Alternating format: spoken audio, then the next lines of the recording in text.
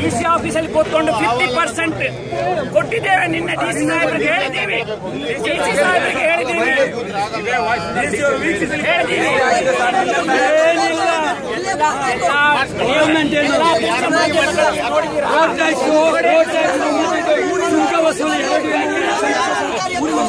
ನಮ್ಮ ಮೂಲಭೂತ ಸೌಕರ್ಯ ಸರ್, ರಸ್ತೆ ನಮಗೆ ಬೇಕಾದ್ರು, ರಸ್ತೆ ನಮ್ಮ ಮೂಲಭೂತ ಸೌಕರ್ಯ ಅದು ಕೊಡಬೇಕು.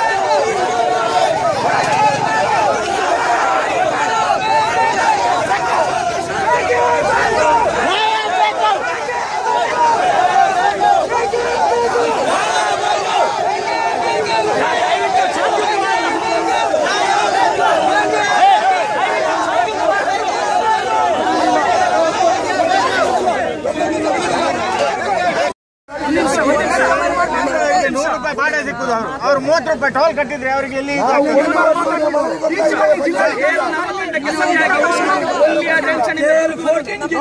ಬಂದಂತಹ ರಿಕ್ಷಾ 800 ಮಾರುತಿ 800 ಗುದ್ದಿದ್ದು ಅಲ್ಲಿ ಅವರ ಕೈಯಿಂದ ಆ ರಿಕ್ಷಾದವನು 800 ರೂಪಾಯಿ ವಸೂಲು ಮಾಡಿದ ನನ್ನ ಕಣ್ಣದ್ರಲ್ಲಿ ನಾನು ನೋಡ್ತಾ ಇದ್ರೆ ಅಲ್ಲಿ ಸರ್ವಿಸ್ ರಸ್ತೆ ಇಲ್ಲದ ಕಾರಣ ಆಯ್ತು ಇಂತಹ ಒಂದು ಘಟನೆ ನಡೆದಲ್ಲಿ. ಯಾಕೆ ನೀವು ಈ ಸರ್ವಿಸ್ ರಸ್ತೆಯನ್ನು ಮಾಡದೆ ಈ ಟೋಲ್ ಗೇಟ್ ಅನ್ನು ಓಪನ್ ಮಾಡಿದ್ದೀರಿ? ಬೇಡ, ತೊಕ್ಕೋಟಲ್ಲಿ ನಾನು ಕೂಡ ನಾನು ಇದು ಮಾಡ್ತಾ ಇದ್ದೀನಿ, ಹೆದೆಗೆ ಇದು ಮಾಡಿರ್ತೇನೆ, ನಾನು ಹೆದೆ ಆಗ್ತಿರೋದ್ರಿಂದ ಹೇಳ್ತೇನೆ. ತೊಕ್ಕೋಟ್ನಲ್ಲಿ ಏನಾದ್ರೂ ಒಂದು ಬ್ಲಾಕ್ ಆದ್ರೆ ಈ ಕೇರಳ ಕಡೆಯಿಂದ ಅಥವಾ ಇನ್ನಿತರ ಕಡೆಯಿಂದ ಹಾಸ್ಪಿಟಲ್ ಇದ್ದಂತಹ ಕಡೆಯಿಂದ ಒಂದು ಆಂಬುಲೆನ್ಸ್ ಒಂದು ರೋಗಿಯನ್ನು ಇಟ್ಟುಕೊಂಡು ಬಂದ್ರೆ ಎಂತಹ ಅವಸ್ಥೆಯಲ್ಲಿ ನಾವು ನಿರ್ಮಾಣ ಮಾಡ್ತಾ ಇದ್ದೇವೆ. ನೀವು ನೋಡಿದ್ರ, ಮೊದಲು ಅದನ್ನು ಪರಿಪೂರ್ಣ ಮಾಡಿಕೊಳ್ಳಿ, ಮತ್ತೆ ಇದನ್ನು ಓಪನ್ ಮಾಡಿ. ಅದನ್ನು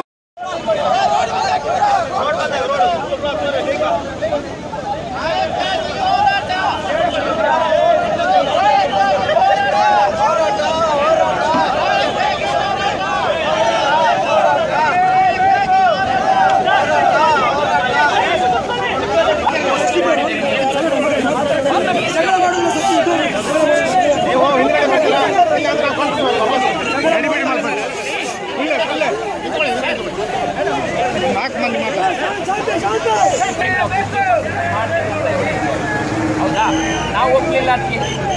ಆದರೆ ನಿನ್ನೆ ಅಂಗಲಾಚಿದ್ರು, ವಯೋವೃದ್ಧರನ್ನು ಕೂಡ ಬಿಟ್ಟಿಲ್ಲ ಇವರು. ಆ ಪಾಪ ಇಲ್ಲೇ 100 ಮೀಟರ್ ಮುಂದೆ ಇರುವಂತಹ ಮನುಷ್ಯ, ಅವರು ವಯಸ್ಸು ಸ್ವಲ್ಪ ಟೈಮ್ ಪಾಸ್ ಆ ಕಡೆಗೆ ಹೋಗ್ತಾ ಇರ್ತಾರೆ, ಅವರನ್ನು ಕೂಡ ನೀವು ಬಿಟ್ಟಿಲ್ಲ.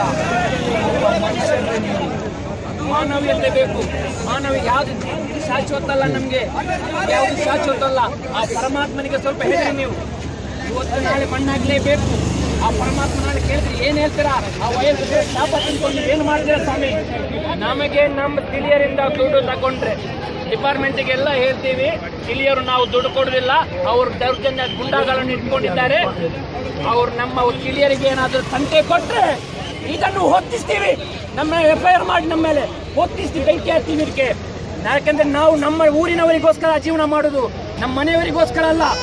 ಡಿಪಾರ್ಟ್ಮೆಂಟ್ ಮುಂದೆನೇ ಹೇಳ್ತೀನಿ, ಮರ್ಯಾದೆಗೆ ನಿಮಗೆ ತಿಳಿಯರು ಅಂತ ಗೊತ್ತಾದ ಮೇಲೆ ನೀವು ಹಣ ಕಿತ್ಕೊಳ್ಳೋಕ್ಕೆ ಪ್ರಯತ್ನ ಮಾಡಿದಿರಿ, ನೆಟ್ಟಗಿರಲ್ಲ. ನಾವೇನು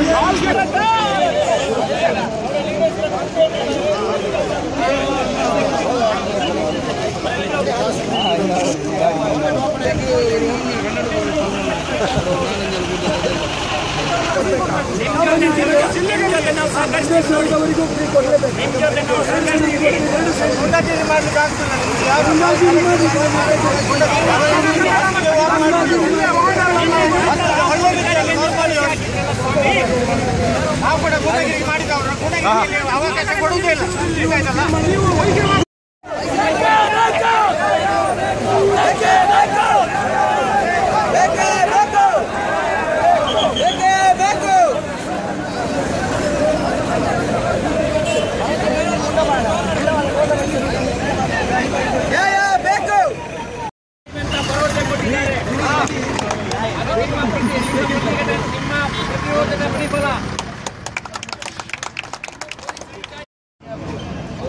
ಕಂಪ್ಲೀಟ್ ಮಾಡಿಲ್ಲ ಅಂತ ಹೇಳಿದ್ರೆ ನಾನೇ ಅದಕ್ಕೆ ಬ್ರೇಕ್ ಹಾಕ್ತೀನಿ ಅಂತ.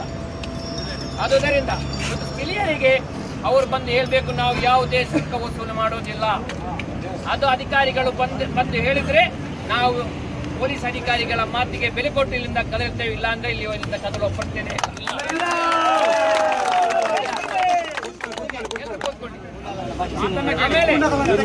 ಆಮೇಲೆ ಇಲ್ಲಿ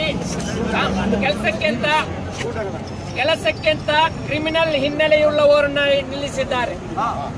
ಅವರು ಬಡವರನ್ನ, ಸ್ವಲ್ಪ ವೀಕ್ನೆಸ್ ಇದ್ದವರನ್ನ ದಬ್ಬಾಳಿಕೆಯಿಂದ ಹಣವನ್ನು ಕಿತ್ಕೊಳ್ತಾರೆ.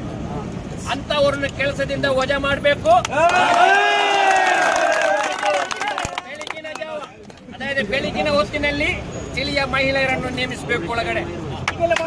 ಯಾಕೆಂತ ಹೇಳಿದ್ರೆ ಈ ಗುಂಡಾಗಳು ಇಲ್ಲಿಂದ ಗುಂಡಾ ಪ್ರವೃತ್ತಿ ಇನ್ನು ಮುಂದುವರಿತಾನೆ ಹೋಗ್ತದೆ. ಅದು ಹಲವಾರು ಟೋಲ್ಗಳಲ್ಲಿ ನಾವು ನೋಡಿದ್ದೀವಿ. ಅದು ಇಲ್ಲಿ ಸಂಭವಿಸಲಿಕ್ಕೆ ನಾವು ಬಿಡೋದಿಲ್ಲ. ಇಲ್ಲ ಅಂತ ಹೇಳಿದ್ರೆ ಇಲ್ಲಿ ದಿನನಿತ್ಯ ನಾವು ಇವರ ಹತ್ರ ಜಗಳ ಮಾಡಬೇಕಾಗ್ತದೆ.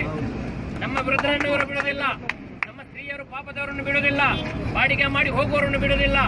ಹಿರಿಯರಿಗೆ ನಾವು ಇವರು ಅರ್ಧ ಕಿಲೋಮೀಟರ್ ಮುಂದಕ್ಕೆ ಹಾಕ್ಬೇಕಿದ್ದೆ ಟೋಲು, ಅವರು ಅರ್ಧ ಕಿಲೋಮೀಟರ್ ಇಲ್ಲಿ ಹಾಕಿದ್ದೆ ನಮ್ಮ ಮೇಲೆ ದಬ್ಬಾಳಿ ಮಾಡಲಿಕ್ಕೆ. ಆದ್ರಿಂದ ಅಧಿಕಾರಿಗಳು ಬಂದು ಇಲ್ಲಿ ನಮಗೆ ಭರವಸೆ ಕೊಡುವವರೆಗೂ ನಾವು ಇಲ್ಲಿಂದ ಕದಲುವ ಪ್ರಶ್ನೆ ಇಲ್ಲ. ಸ್ಥಳೀಯರಿಗೆ ಸಂಪೂರ್ಣ ವಿನಾಯಿತಿ, ಜೂನ್ ಒಳಗೆ ಕಂಪ್ಲೀಟ್ ಕಾಮಗಾರಿ, ಇದೇ ನಮ್ಮ ಬೇಡಿಕೆ. ಈ ಬೇಡಿಕೆ ಈಡೇರುವವರೆಗೂ ನಾವು ನಮ್ಮ ಪ್ರತಿಭಟನೆ ನಿಲ್ಲಿಸುವುದಿಲ್ಲ. ಈಗ ಅಧಿಕಾರಿಗಳು ಬಂದು ನಮಗೆ ಭರವಸೆ ಕೊಡುವವರೆಗೂ ನಾವು ಇಲ್ಲಿಂದ ಕದಲುವ ಪ್ರಶ್ನೆ ಇಲ್ಲ. ಎಲ್ಲರೂ ದಯವಿಟ್ಟು ಕೂತ್ಕೊಳ್ಳಿ, ಸಹಕರಿಸಬೇಕು. ನೀವಿಷ್ಟು ಸಾನೆಯಿಂದ ಮಾಡಿದ್ದೀರಿ.